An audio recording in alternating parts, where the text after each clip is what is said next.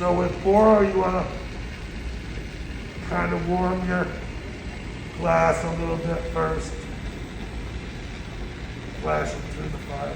When I get to the end of drawing my line, I'm going to draw a line. And I'm pushing a little bit with my left arm, like drawing through.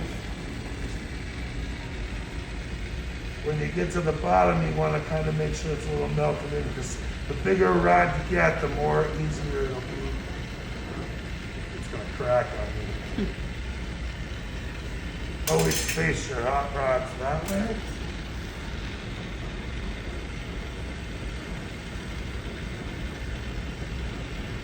Oh, that is paparazzi. You know how I can tell?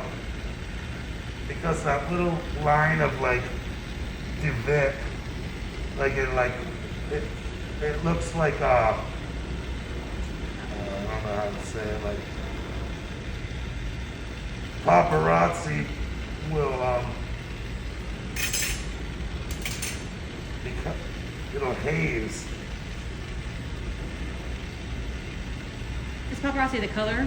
Yeah, that's I'm sorry, that's okay. the green color in that. And you can put as many colors as you want in there. Like the world's your oyster.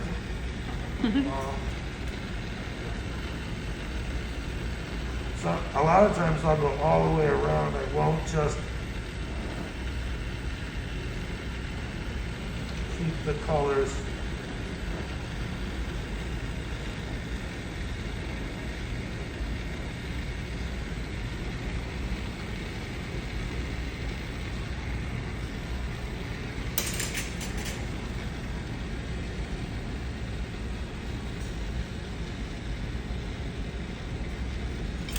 These colors, if you're gonna go out when you go to pick colors, you're gonna go over there and you're gonna see these really pretty crayon colors. These are cadmium colors, and they boil really, really, really easy. So you wanna, I can show you how to put it. Well, you slide it in a sleeve, slide it in a tube, and then that'll make it a lot less susceptible. Because once it boils, it'll leave a really ugly mark on your marble that you won't be able to get out.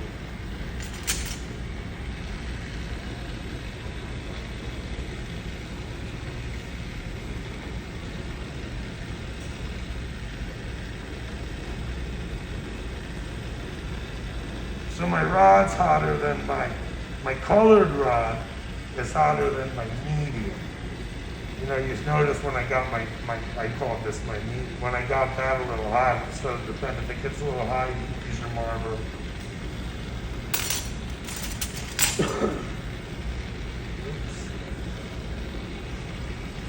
The heavy blue leprechaun will crack.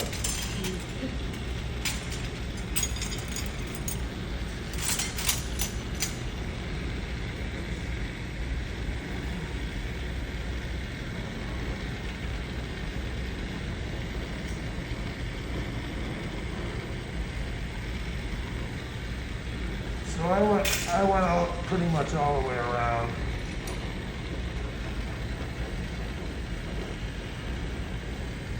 Now I'm going to attach a punty. You don't have to attach a punty, but I'm going to fold this right where the color ends. Sometimes what I'll do is I'll turn this down and I'll wigwag these colors. It's called wigwag, so I'll spin it this way, and I'll let it cool for a second. So are you needing to twist it? Are you Yeah. So I'm going to twist it that one way, and then I'll twist it the opposite way, so it gets that like a wave, like a wave. You can do that on the surface too.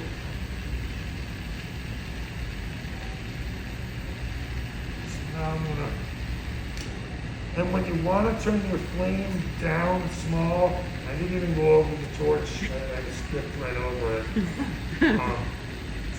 But when you're adjusting your flame, you can just turn off your outer propane And it'll make that, it's like a foot pedal, and then when you wanna go back to your bigger flame, you just turn it before a hand on roll over there. So that makes it cooler? It makes it smaller, more control over. When you need to be a little more direct. Yeah, a little more Same precise. Still, Yeah. yeah. It's just a matter of the size of the flame. It's not a matter of mold. So now I'm going to heat this right where the color ends. I'm going to start to get both those surfaces want to be equally warm.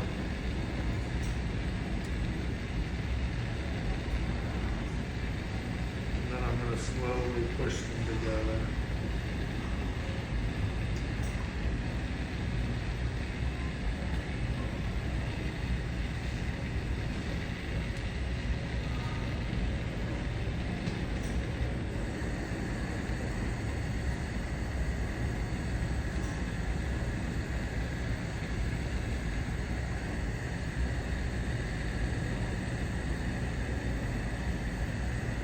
You're just looking for kind of the same color on both sides.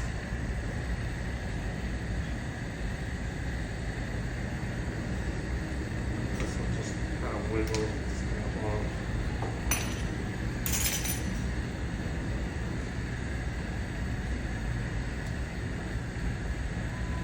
Now I'm going to punty up. This is a punty handle. They call it punty a handle. So I'm going to fuse these two. When I say fuse, they're both equally warm. A cold connection is just this would be warm, and this would be, you know what I'm saying? This would be cold. The medium would be cold, and I would touch it with a hot punty. Then it would just tap right off. How come you switched punties? So that now I can spin it. This would be the end of my. Well, because the other one he had bent down, so they were both down in this direction, so he just broke the little one off. Yeah. Yes, I didn't And why know. did we bend down? This is why I have it to you. More glass, right? So what he's done now is he. Also, it also, excuse me, if I put like 3 colors in the middle and I folded it over, it encases those colors inside the marble. So there's clear glass on the outside. Yes. Yeah. So you can either do stripes, on one side, fold So it now over, I'm just and have starting everything to encased. spin. And this hand's spinning faster than this hand. This hand's kind of just a handle holding it, and I'm slowly feeding a little bit more of the marble in. Hold just enough pressure to hold it together, because if I don't have that little bit of pressure, it'll fall into easy. Just enough pressure to not force it, but let it gather into a round-ish.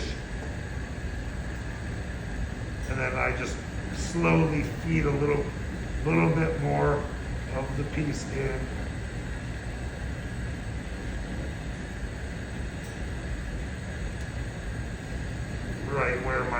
Right where it's starting to like get those ribs, I just want to be right ahead of it. Just a little bit ahead of it.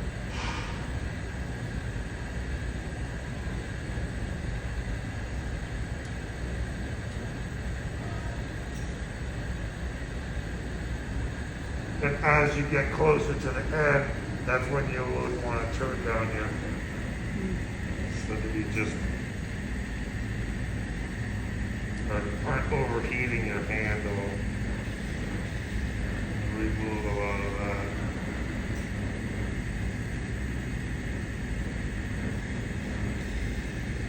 That's a lot of twisting now. A little, not really, just a little bit. No? So you're always moving, you're always rotating the rod anyway, so that it doesn't, well, see, okay, what he's doing on purpose now, you don't want to have happen by accident, right? If you were just to hold it in the flame, I it would could just go, totally like pull this into like one of these, and then it would be like a cane, and I could use it to decorate too. So like this, like I could use this later on, take this off and use this little piece just to borrow. You can use like little tiny pieces. I don't know nothing about how you can reuse your salt glass. Your parts and pieces probably just go in the garbage, right? A lot of it does. Like you can't reheat. You can't reheat, right? You have to bring it back up in a kiln first. Right. It's up really slow. Well,